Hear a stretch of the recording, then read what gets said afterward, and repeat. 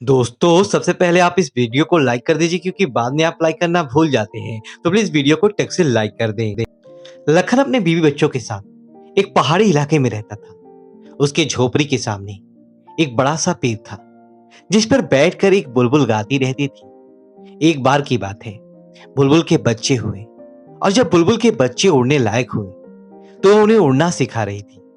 एक दिन वह पेड़ से उतरकर लखन की झोपड़ी के सामने बच्चों को उड़ना सिखा रही थी। उन्हें दाना चुगना सिखा रही थी, उनके साथ खेल रही थी। लखन भी अपने 3 साल के बच्चों को अपनी गोद में लिए ये सब देख रहा था। अचानक से वह बच्चा बार बार जिद करने लगा कि मुझे बुलबुल का बच्चा ला कर दो। लखन अपने बच्चे के मोह में पागल हो चुका था। वह अपने बच्चे के लिए सब कुछ करता था। बच्चा जो भी मांगता वह उसे लाकर देता था। लखन के धीरे से अपने पैर में पहनी हुई चप्पल हाथ में ली और उसे जोर से एक बुलबुल के बच्चे पर फेंक दिया। बुलबुल का बच्चा वहीं जमीन पर गिर पड़ा। उसने बुलबुल के बच्चे को उठाकर अपने बच्चे को दे दिया, लेकिन उसका बच्चा उस बुलबुल के बच्चे के साथ करता भी क्या। वह बुलबुल का बच्चा ना तो बोल रहा था, ना फुदक रहा था और ना ही उड़ने का प्रयास कर रहा था। अपने गर्दन को एक तरफ लटकाए बस पड़ा हुआ था। वह बच्चा उसके साथ क्या करता। थोड़ी देर उसने उसके पंख देखे, उसका रंग देखा, उसे हिलाया डुलाया, लेकिन वह बुलबुल का बच्चा तो अपने गर्दन लटकाए निष्प्राण पड़ा हुआ था। उस बच्चे ने उसकी आंखों में अंगुली डाली, उसकी चोंच खोलनी चाहिए, उसे दबाया और फिर उसके पैर पकड़कर उसे आसमान की तरफ उछाल दिया। वह बुलबुल का बच्चा धड़ाम से जमीन पर आ गिर पड़ा, क्योंकि वह तो पहले ही मर चुका था। लेकिन बच्चा तो बच्चा ही है। उसने उस बुलबुल के बच्चे को बुरी तरीके से छत बिछत कर दिया, उसके सारे पंख नोच डाले, उसकी गर्दन मरोड़ दी और लखन ये सब देख रहा है। वह यह सोचकर खुश है कि बच्चा खेल रहा है, लेकिन यह सब देखकर उसके अंदर जरा भी दर्द, जरा भी रहम नहीं है। क्यों? क्योंकि मोह में इंसान इसी तरह अंधा हो जाता है, जर हो जाता है। मोह इंसान का बहुत बड़ा शत्रु है।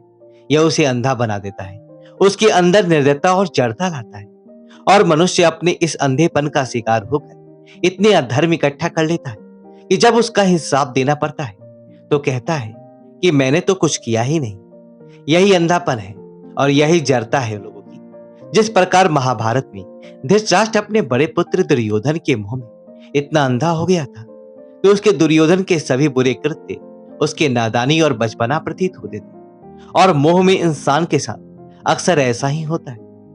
अगले महीने बरसात का मौसम है, लेकिन बुलबुल डर के मारे कई दिनों तक उसकी झोपड़ी के सामने वाले पेड़ पर भी नहीं आई। लेकिन 1 महीने बाद जब उसके बच्चे बड़े हो गए, उड़कर दूर चले गए और वह अकेली रह गई, तो फिर वह आने लगी और फिर से गाने लगी। लखन और उसका बच्चा उसके गाने को बड़े ध्यान से सुनते और उसे और उसके बच्चे को देखने का प्रयास करते, मगर बुलबुल के बच्चे तो दूर जा चुके थे। वह अकेली थी। एक दिन अचानक बरसात शुरू हो गई और पूरी रात बरसात हुई। घर में कोई राशन नहीं था, इसलिए अगली सुबह बरसात रुकते ही लखन राशन और खाने पीने का सामान लेने बाजार चला गया। घर में सिर्फ पत्नी और बच्चा थे। अभी लखन बाजार से सामान ले ही रहा था कि फिर से बारिश पड़ने लगी। चारों तरफ काले घने बादलों ने पूरे आसमान को ढक लिया और तेज हवाओं के साथ अचानक बादल फट गया और इतना पानी गिरा कि लखन की झोपड़ी का नामो निशान मिट गया। ऐसी मूसलाधार बारिश हुई कि उसकी झोपड़ी, उसकी पत्नी और उसका बच्चा सब बह गए और पता भी नहीं लगा कि बहकर कहां चले गए। लखन बाजार में ही फंसा रहा। 2 दिनों बाद जब बारिश रुकी और वह वापस आया, तो उसने देखा कि वहां तो कुछ भी नहीं है। वहां तो बस चारों तरफ पत्थर ही पत्थर बिखरे पड़े, जो पहाड़ से बहकर नीचे आ गए थे। उसे बड़ा सदमा लगा और पागल से हो गया। दिन रात भटकता रहा, खाना पीना सब भूल गया और पागलों की तरह भटकता भटकता वह एक दिन किसी सुनसान जगह पर एक पेड़ के नीचे गिर पड़ा और अब उसके अंदर उठने की भी ताकत नहीं बची थी। वह बेहोश हो गया और कई दिनों तक बेहोशी की हालत में वहीं पड़ा रहा। फिर एक दिन उसकी बेहोशी टूटी और आंख खुली तो उसने देखा कि सूरज सर के ऊपर था। पेड़ से उसी बुलबुल की आवाज आ रही थी और चारों तरफ आम बिखरे पड़े थे। वह आम का पेड़ था और वह बुलबुल उसे खाने के लिए चोंच मार मार कर पेड़ से आम गिरा रही थी। वह उठा उसने एक आम खाया, दूसरा आम खाया और इस तरह से उसने कई आम खा लिए। यह देखकर बुलबुल खुशी से गाना गाने लगी। शायद सोचती होगी कि अब यह ठीक हो जाएगा, इसके अंदर ताकत आ जाएगी। तभी एक आम बुलबुल ने और गिराया और उसके सामने दूर आकर जमीन पर बैठ गई। उसने बुलबुल को ध्यान से देखा और वह अंदर से द्रवित हो गया, भावुक हो गया और जोर जोर से फूट फूट कर रोने लगा और खुद को कोसने लगा कि मैं कैसा आदमी हूं, अपने बच्चे के मुंह में आकर इसके बच्चे को मारकर अपने बच्चे के लिए खिलौना बना दिया। लेकिन यह पक्षी फिर भी मेरी रक्षा कर रहा है, मुझे खाने के लिए आम तोड़ कर दे रहा है। उसे अपने कृत्य पर आत्मग्लानि होने लगी, खुद पर घिन आने लगा। वह पश्चाताप और आत्मग्लानि से भरकर जोर जोर से रोने लगा। लेकिन वह बुलबुल मानो उसे कह रही हो कि कोई बात नहीं।